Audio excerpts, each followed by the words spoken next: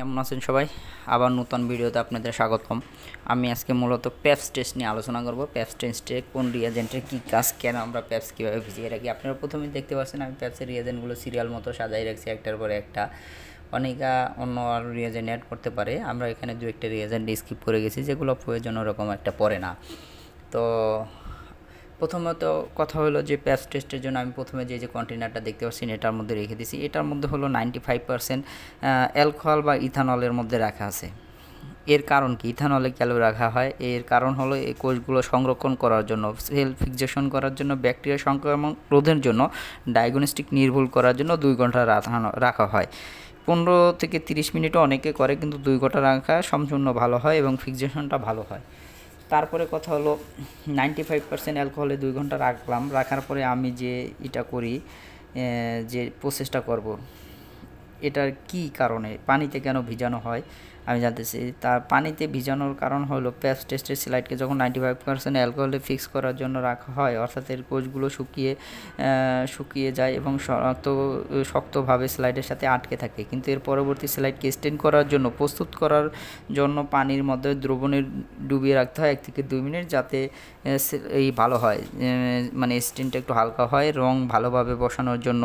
কারণ কি, রং ভালোভাবে বসানোর জন্য, কোষের গঠন করার জন্য, স্পষ্ট দেখার জন্য স্টেন প্রক্রিয়ার একটি অংশ এটা। সারাংশ ধরেন বলা গেলে 2 ঘন্টা রাখার পরে আপনি ছেলগুলো সিলেটের সাথে যখন রেগে গেছে তখন আপনি স্টেনটা নেবেন না, এর জন্য আর কি জাস্ট করা হয়, এটা একটু ভালো। তারপরে হেমাটোক্সিলিন কী করা হয়? হেমাটোক্সিলিনের উদ্দেশ্য কী? মূলত হেমাটোক্সিলিন যেটা আছে, হেমাটোক্সিলিনটির মূলত উদ্দেশ্য, হেমাটোক্সিলিন এই ধরনের বিশেষ রং যা নিউক্লিয়াসে রং করে, নিউক্লিয়াস কেন্দ্রিক রং করে তুলে, যেমন ভিতরের যে নিউক্লিয়াসটা থাকে ওটাকে নীল অথবা বেগুনি রং দেয়, এর নিউক্লিয়াসে রং করে এবং সেল স্ট্রাকচারকে বোঝানো যায়। ক্যান্সার শনাক্তনে সহায়তা করে। হ্যাঁ, হেমাটোক্সিন ক্যান্সার শনাক্ত করা যায়, এটা দিয়ে ভালো প্যাথোলজিস্টরা সঠিকভাবে রিপোর্টটা দিতে পারে। স্টেনিং প্রসেসের প্রথম রং এটি। হেমাটোক্সিলিন মূল কথা বলতে গেলে হেমাটোক্সিলিনে রাখার উদ্দেশ্য হলো কোষের নিউক্লিয়াস নীল বা বেগুনি রঙে রাঙানোর জন্য, যাতে মাইক্রোস্কোপে দেখে কোষ স্বাভাবিক না অসামঞ্জস্য তা নির্ণয় করার জন্য, এবং ক্যান্সার শনাক্তকরণের মূল চাবিকাঠি হিসাবে ধরা হয়। এরপরে যে পরবর্তী ধাপটাতে আপনি যাবেন, যে হেমাটোক্সিলিন রাখলেন, রং করলেন, তারপরে কেন এই করবেন, এই ধাপের উদ্দেশ্য হেমাটোক্সিলিনের রং লাগানোর পরে স্লাইডের অতিরিক্ত বা অব্যবহৃত যে স্টেইন থেকে যায় ওইটিকে ধুয়ে ফেলার জন্য আমরা আবার নর্মাল পানিতে কয়েক মিনিট 2-1 মিনিট ভিজিয়ে রাখবো। তারপরে 2-1টা ডিপ করে উঠাবের কাজ রং ধোয়া। তারপরে শুরুতে বিগিনিংয়ে শুরু হয় ব্রোকডাউন মানে পরিষ্কার করা হয়, নিউক্লিয়াসের মধ্যে অন্য কিছু রং টং লেগে থাকলে এগুলো পরিষ্কার করা হয়। সারাংশ হলো হেমাটোক্সিলিনের পরে কেন পানিতে রাখবেন। সারাংশ হিসেবে বলতে গেলে আমি হেমাটোক্সিলিনের পর স্লাইডে 2 মিনিট পানিতে রাখার কারণ হলো অতিরিক্ত রং ধুয়ে ফেলা এবং নিউক্লিয়াসকে পরিষ্কারভাবে দেখতে সহায়তা করে, এটি স্টেনের প্রসেস হিসেবেই ধরা যায়। তারপরে কথা হলো OG6টা ব্যবহার করব। তারপরে আমরা যেটা ব্যবহার করব OG6 এর কাজ কি? OG6 বুঝতে হলে OG6 কি? OG6 হলো orange G D plus phosphogenic acid plus ethanol এর মিশ্রণে একটি অ্যাসিটিক এস্টেন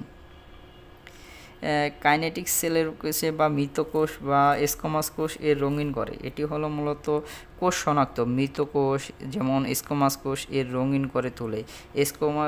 কোষের সাইটোপ্লাজমে কমলা রং লাগানো, তারপরে কোষকে আলাদা করে চেনা যায়। তারপরে হলো ডিফারেন্ট বিটুইন সেলস টাইপস, মানে কোনটা কোন ধরনের সেল এটা বোঝা যায়। কার্ভিক্স ক্যান্সার বা প্রি ক্যান্সার এর শনাক্তনে সহায়তা করে। এই তা OG6-এর অনেক ধরনের কাজ রয়ে গেছে আমরা যেটা দেখতে পাইতেছি। তারপরে হলো OG6-এ দিলাম ভালো কথা। এরপরে আমরা যে অ্যালকোহলে দিব 100% অ্যালকোহলে দেওয়ার উদ্দেশ্য কি?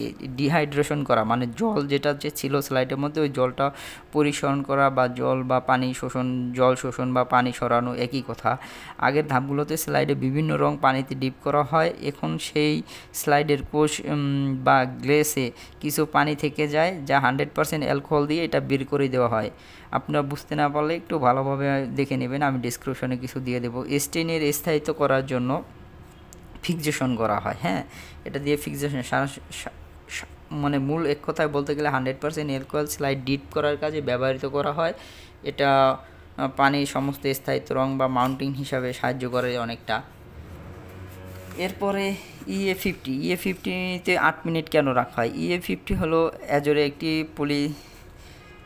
পলিক্রোমেটিক স্টেন, এতে রং থাকে, এতে এক ধরনের রং থাকে সাধারণত E60 তিনটি ডাই রং মিশ্রণে EY লাইট গ্রে, SF সবুজ, তারপরে বিসমার্ক ব্রাউন মানে অল্প পরিমাণে ফলন থাকে। E60 সাইটোপ্লাজম ও নিউক্লিয়াসের ভিতরের অংশ রং করতে ব্যবহৃত করা হয়। হ্যাঁ, যাতে ঠিকমতো বসে, সঠিকভাবে স্টেনে নিশ্চিতকরণ উপযুক্ত কোণ পাওয়ার জন্য এটা ব্যবহার করা হয়। E50 যেটা আছে এটা। তারপরে হলো আবার কেন 95% অ্যালকোহলে ব্যবহৃত করে কাজ কি পেপস স্টেনের প্রসেসের শেষের দিকে এটা ব্যবহার করা হয়। 90% অ্যালকোহল ব্যবহৃত কারণ এটি কিছু পানি এবং দ্রবণের মিশ্রণ থেকে যায়, তাই 90% অ্যালকোহলে ডিপ করলে এটা চলে যায়। কাজ স্টেনিং সরানোর জন্য ডিহাইড্রেশন শুরু করা যায়, অ্যালকোহল গ্রেড করা যায়, ক্লিয়ারিং নিশ্চিত করার জন্য এটি ব্যবহার করা হচ্ছে। এছাড়া যেটা রয়েছে তারপরে আবার কেন 100% অ্যালকোহল ব্যবহার করা হবে, খুবই গুরুত্বপূর্ণ। এখানে 100% অ্যালকোহল ব্যবহার করা হয় এই প্রসেসের শেষের দিকে ডিহাইড্রেশন, এটি খুব গুরুত্বপূর্ণ। মূল উদ্দেশ্য সেলাই থেকে সমস্ত পাবে চূড়ান্তভাবে সরিয়ে ফেলার ক্ষেত্রে এটি ব্যবহার করা হয় এবং এটি ক্লিয়ার করা হয় এবং এর কাজ হলো কি মূলত 100% অ্যালকোহলের ফাইনালি ডিহাইড্রেশন মানে চূড়ান্তভাবে পানি সরানো, ব্যাকগ্রাউন্ড পরিষ্কার করা, জাইলিন এর মিশ্রণ এড়ানোর জন্য, কোষ দীর্ঘমেয়াদী স্থায়িত্ব করার জন্য। এই 5-7 ডিপ করা, এটি শুধু ডিপ করলেই স্লাইডের অংশ থেকে 100% অ্যালকোহল পৌঁছাতে পারে না, বারবার ডিপ করলে কোষের প্রতিটি অংশে পৌঁছে এবং সঠিকভাবে মিশ্রণ করতে পারে ইনফ্লামেশন বা ডিহাইড্রেট নিশ্চিন্ত করার জন্য। হ্যাঁ, 100% অ্যালকোহল থেকে সমস্ত পানি স্থায়ীভাবে সরিয়ে ফেলানো হয়। এরপর হলো কেন এটা আমরা 60 ডিগ্রিতে 2-1 মিনিট রাখবো উঠানোর পরে, এটা হলো 60 ডিগ্রিতে ব্যাকগ্রাউন্ড বা সেল রাখার জন্য। তারপরে মাউন্টিং ভালোভাবে স্টেন সেট করার জন্য স্লাইড পুরোপুরি শুকিয়ে যায়, একে পরবর্তীতে গায়ে ধুলোবালি কম লেগে থাকে, স্থায়ী অনিস্থায়ী হয়। তারপরে এটার পরে হলো যে জাইলিনে ডিপ করা হয়। মূল কারণ হলো যে স্লাইডের উপরে কোনো স্বচ্ছ বা কোনো ময়লা থাকলে এটা স্পষ্টভাবে উঠে যায়, যাতে আমাদের মাউন্টিংটা ভালো মতো বসে। এরপরে যেটা আপনারা দেখতে পাবেন এখান থেকে বের করে আমি মাউন্টিং দিয়ে ফিক্স করলাম, ফিক্স করে কভার স্লিপ দিয়ে এখন আমি মাইক্রোস্কোপের মধ্যে জাস্ট সেলটা দেখাই দিতেছি আপনাদের কেমন দেখা যায় একটু দেখেন। আমি এক ফোকাস দেখি আমাদের স্ট্যান্ডে কোন কোয়ালিটি হলো, সেট করে নিলাম। আমি ওরকম ভালো সেট করতে পারি নাই, সুন্দর মতো সেট করে নিলাম। সেলগুলো খুব সুন্দর মতোই দেখা যাচ্ছে। পরবর্তীতে আপনাদের কোন ভিডিও লাগবে এটা আমাদেরকে বললে আমরা আবার একটু সুন্দরভাবে করে দেওয়ার চেষ্টা করব। যদিও আমরা প্রথম করতেছি, পরবর্তীতে আরও ভালো করে ভিডিও বানানো, ব্লগ বানানোর চেষ্টা করব। থ্যাংক ইউ, ভালো থাকবেন, গুড বাই।